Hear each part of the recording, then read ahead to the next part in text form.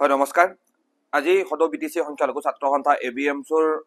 ফালৰ পৰা ৰঙিয়া প্ৰেছ ক্লাবত আমি ততাতৈয়াকৈ এই সংবাদমেলখন আহ্বান কৰা হৈছিলে আৰু এই সংবাদমেলখনত আপোনালোকে আমাৰ আমন্ত্ৰণ মৰ্মে আহি উপস্থিত হোৱাৰ বাবে মই ABMCৰ সভাপতি হিচাপে আপোনালোকক ধন্যবাদ আৰু কৃতজ্ঞতা জ্ঞাপন কৰিছো। যোৱাকালিৰ দিনটোত অসমত এক নাবুত নাস্তুত ঘটনা সংঘটিত হৈছে, যি ঘটনাই ইতিমধ্যে সমগ্ৰ দেশতে প্ৰতিক্ৰিয়া সৃষ্টি কৰিছে। ৰাজ্যৰ আগশাৰীৰ ডিজিটেল সংবাদ প্ৰতিষ্ঠানৰ জ্যেষ্ঠ সাংবাদিক তথা গুৱাহাটী প্ৰেছ ক্লাবৰ সহকাৰী সাধাৰণ সম্পাদক, ৰাজ্যৰে অন্যতম এজন জ্যেষ্ঠ সাংবাদিক দিলৱাৰ হুছেইন মজুমদাৰক যোৱাকালিৰ দিনটোত আছাম কোঅপাৰেটিভ এপেক্স বেংকৰ যি দুৰ্নীতিৰ সন্দৰ্ভত বাতৰি সংগ্ৰহ কৰিবলৈ যোৱা অৱস্থাত সেই বেংকটোৰ কৰ্তৃপক্ষক দুৰ্নীতিৰ বিষয়ত প্ৰশ্ন সোধাৰ বাবে অসম আৰক্ষীৰ বিশেষকৈ গুৱাহাটী আৰক্ষীয়ে সম্পূৰ্ণ বৰ্বৰভাৱে সম্পূৰ্ণ বেআইনীভাৱে গোচৰ জাপি দি তেওঁক 12 ঘণ্টা সময় থানাত বহাই ৰাখি পৰৱৰ্তী সময়ত যোৱা নিশা 12টামান বজাত সম্পূৰ্ণ ভুৱা গোচৰ জাপি দি এতিয়া কাৰাগাৰলৈ নিক্ষেপ কৰিবলৈ যি ষড়যন্ত্ৰ কৰিছে, যি তেওঁলোকে অপচেষ্টা কৰিছে, এই ষড়যন্ত্ৰক আমি ABMCয়ে তীব্ৰ ভাষাৰে গৰিহণা জনাইছো। আজিৰ তাৰিখত আমি ABMCয়ে এইখিনি কথা ক'বলৈ বাধ্য হৈছো যে আইনক ব্যৱহাৰ কৰা হয় দেশৰ ন্যায় ব্যৱস্থাটোক আগবঢ়াই লৈ যাবলৈকে, কিন্তু আজিৰ তাৰিখত বিভিন্ন সময়ত এটা ইতিহাস আছে, যি ইতিহাসত স্পষ্টভাৱে উল্লেখ আছে যে বিভিন্ন সময়ত ফেচিবাদী শাসকে যি আইনৰ দ্বাৰা ন্যায় ব্যৱস্থাক আগবঢ়াই লৈ যাব লাগে সেই আইনক ব্যৱহাৰ কৰি যি কণ্ঠই বিভিন্ন কণ্ঠ ৰুদ্ধ কৰিবলৈ প্ৰচেষ্টা চলোৱা হৈছে, যি কণ্ঠই চৰকাৰক সমালোচনা কৰিছে, যি কণ্ঠই চৰকাৰৰ দুৰ্নীতি উদঙাই দিছে, যি কণ্ঠই যি ব্যক্তিয়ে যি অনুষ্ঠানে যি সংগঠনে বিভিন্ন সময়ত চৰকাৰৰ জনবিৰোধী নীতিৰ বিৰোধিতা কৰিছে সেই শক্তিসমূহক স্তব্ধ কৰিবলৈ ৰুদ্ধ কৰিবলৈ বিভিন্ন সময়ত আইনক অপব্যৱহাৰ কৰি সেই সংগঠনসমূহৰ কণ্ঠ ৰুদ্ধ কৰিবলৈ চেষ্টা চলোৱা আমাৰ পৰিলক্ষিত হৈছে। আজি দিলৱাৰ হুছেইন মজুমদাৰ নামৰ অসমৰ অন্যতম এজন জ্যেষ্ঠ সাংবাদিকক চৰকাৰী পক্ষক প্ৰশ্ন সোধাৰ অপৰাধতে এনেকৈ আইনক অপব্যৱহাৰ কৰি আজিৰ তাৰিখত অসমত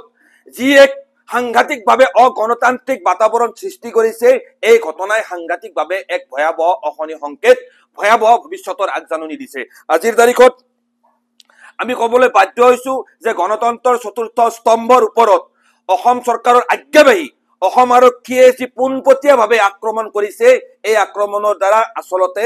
ভাৰতৰ সংবিধান আৰু গণতন্ত্ৰ সাংঘাতিকভাৱে দুৰ্বল হৈ পৰিব আৰু এই ঘটনাৰ দ্বাৰা দিলৱাৰ হুছেইন মজুমদাৰক সম্পূৰ্ণ অকৰ্তৃত্বশীলভাৱে বেআইনীভাৱে অবৈধভাৱে অসম আৰক্ষীয়ে গ্ৰেপ্তাৰ কৰা যি ঘটনা সংঘটিত কৰিছে, ইয়াৰ দ্বাৰা ভাৰতৰ সংবিধানৰ আৰ্টিকেল 19 সাংবাদিকসকলক বা প্ৰতিজন নাগৰিকক যি বাক স্বাধীনতা প্ৰদান কৰিছে সেই বাক স্বাধীনতাৰ ওপৰতো কিন্তু তীব্ৰ আঘাত আনিছে। সেইকাৰণে আমি ABMCৰ দ্বাৰা সমগ্ৰ ৰাইজে ইতিমধ্যে দাবীও জনাইছে যে শীঘ্ৰে দিলৱাৰ হুছেইন মজুমদাৰক মুক্তি দিব লাগে আৰু এনেকৈ জনগণৰ বাক স্বাধীনতাৰ ওপৰত সাংবাদিকতাৰ ওপৰত যি ধৰণৰ এনেকুৱা চৰকাৰীভাৱে আক্ৰমণ নমাই নিছে এই আক্ৰমণৰ ঘটনা বন্ধ হ'ব লাগে। ইতিমধ্যে সমগ্ৰ ৰাজ্যতে প্ৰতিক্ৰিয়া সৃষ্টি হৈছে আৰু আজি ABMCয়ে স্পষ্টভাৱে অসম চৰকাৰৰ ওচৰত দাবী উত্থাপন কৰিছো যে অসমৰ জ্যেষ্ঠ সাংবাদিক অসমৰ গুৱাহাটী প্ৰেছ ক্লাবৰ সহকাৰী সাধাৰণ সম্পাদক দিলৱাৰ হুছেইন মজুমদাৰক শীঘ্ৰে মুক্তি দিব লাগে, অন্যথা অহাকালিৰ দিনটোত ABMCয়ে চৰকাৰৰ এনেকুৱা গণতন্ত্ৰ বিৰোধী আইনৰ শাসন বিৰোধী সংবিধান বিৰোধী এনেকুৱা ধৰণৰ ঘটনাৰ বিৰুদ্ধে আমি প্ৰতিবাদ সাব্যস্ত কৰিবলৈ বাধ্য হ'ম। আজিৰ তাৰিখত চৰকাৰখনে দিলৱাৰ হুছেইন মজুমদাৰক গ্ৰেপ্তাৰ কৰি এটা স্পষ্ট বাৰ্তা দিব বিচাৰিছে যে চৰকাৰৰ জনবিৰোধী নীতিৰ বিৰুদ্ধে যদি কোনোবা ব্যক্তিয়ে আলোচনা কৰে তেনেহলে সেই ব্যক্তিসকলক জেলৰ ভিতৰত আবদ্ধ কৰি ৰাখিব। ইয়াৰ দ্বাৰা সমগ্ৰ অসমৰে সাংবাদিকসকলক এটা ভাবুকি প্ৰদান কৰা হৈছে যে সাংবাদিকসকলে যদি চৰকাৰৰ দুৰ্নীতিৰ বিৰুদ্ধে চৰকাৰৰ সংবিধান বিৰোধী নীতিৰ বিৰুদ্ধে যদি কিবা প্ৰশ্ন কৰে বা তেওঁলোকে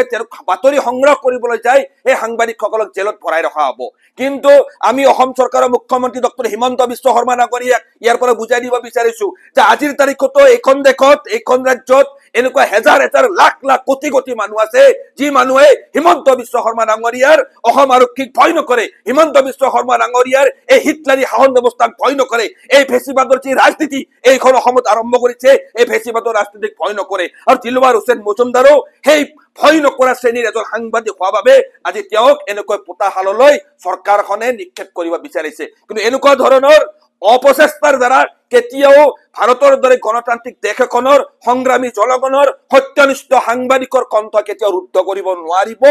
এতিয়াও আমাৰ দৰে ব্যক্তি ABMCৰ দৰে দল সংগঠন বা বিভিন্ন স্বতন্ত্ৰ দল সংগঠন এইখন অসমত জীয়াই আছে, যি দল সংগঠনে দিলৱাৰ হুছেইন মজুমদাৰৰ দৰে এনেকুৱা ব্যক্তিসকলৰ কাষত থিয় হৈ সজোৰে প্ৰতিবাদ সাব্যস্ত কৰিবলৈ আমি সাজু হৈ আছো।